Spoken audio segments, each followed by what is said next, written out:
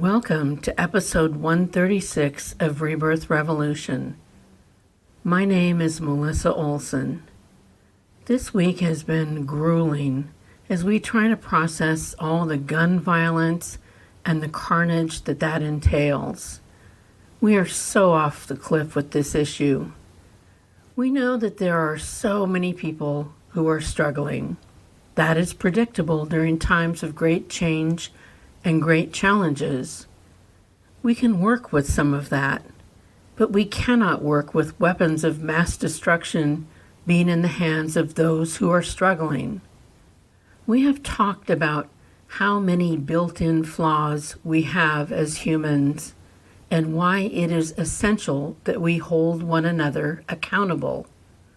Without accountability, we are all designed to go off the rails.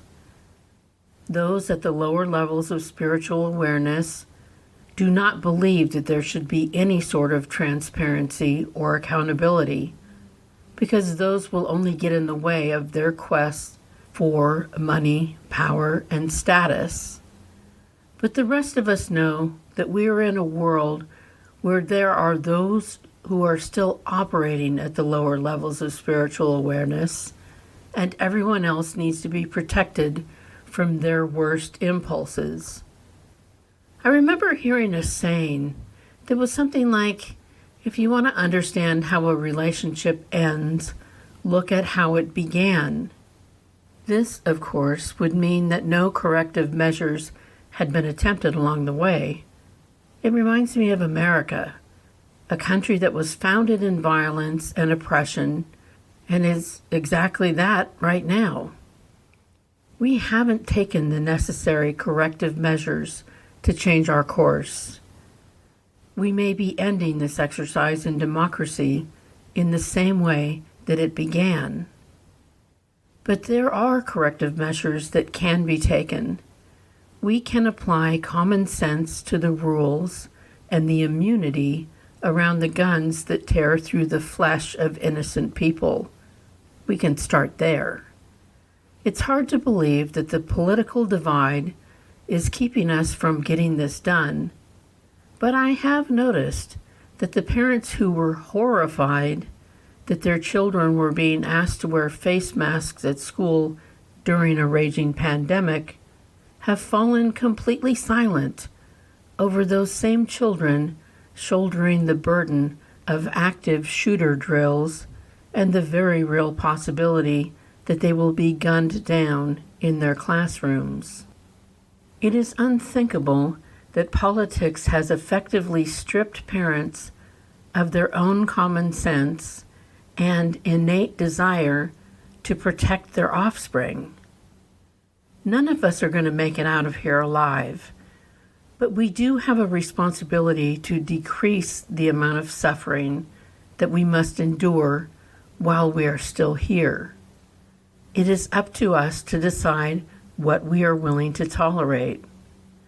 Those at the lower levels will always test those limits.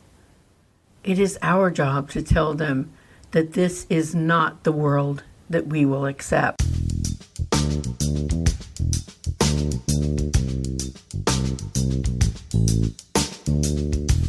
I'm going to ask you to do something really big now. Even with all that is going on, I want you to allow your heart to soften. I know that sounds impossible, and maybe even dangerous. Our end goal is to be able to stand in the feelings of pure love and compassion for ourselves and others. This too seems impossible, but I suspect there are situations in your life where you have actually felt that. That heartbreaking feeling washes over me when I'm around babies and little children. Their lack of self-protection and artifice leaves them wide open to both the love and the cruelty of the world. It is a glimpse of heaven and hell in the same moment. I want to soak it in and wrap them in a thick shield at the same time. I feel like it is beautiful and stupid all at once. They just don't know how horribly wrong it can and likely will all go. It hurts, scares, angers, and inspires me in the same moment. It usually moves me to tears. When I see a tiny, innocent little baby, I can feel excitement about all they will learn and experience, and also deep dread over the pain that some of their experiences will bring about. I suspect our goal is to be able to stand in this mix of feelings, see what is before us, and know it is as it should be. We need to constantly remind ourselves that the journey is sacred and heartbreaking and glorious, and it is a beautiful gift. Some people are not moved by little children in this way, but they do feel these feelings, a deep soul connection with animals. Some feel it for the elderly. It doesn't so much matter what the source is, but it is critical that you are capable of feeling these feelings. Whichever entry to these feelings you naturally experience, use that as a jumping off point to expand the list of those who receive your concern and mercy. And be happy that you can still feel soft-hearted. It is good to nurture the more fragile sides of ourselves. It is good to allow ourselves to feel soft and mushy. It is important that we allow our hearts to be broken.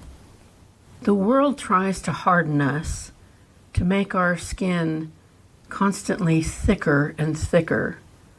But thick skin keeps you from feeling it all, and we are here to feel it all.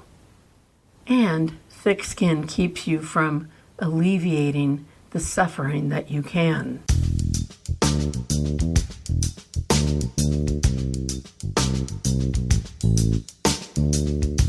Thanks for returning for another week of Rebirth Revolution. Please take good care of yourself and your loved ones as the world becomes more chaotic. We have each other, and that is often enough. You can always let me know how you're feeling about everything by emailing me at RebirthRev@gmail.com. I'd love to hear from you. Rebirth Revolution can be found on all the podcast apps, the music apps, and full episodes play on YouTube and our Facebook page. Please rate, subscribe, download, and share whenever possible. Until next week, let your representatives know what you are unwilling to accept. Stay open to the goodness. Stick with your COVID precautions, and know that you are held and guided. Remember, you're loved exactly as much as every other person on the planet, not 1 ounce more or 1 ounce less. Stay strong and safe and ready to feel it all.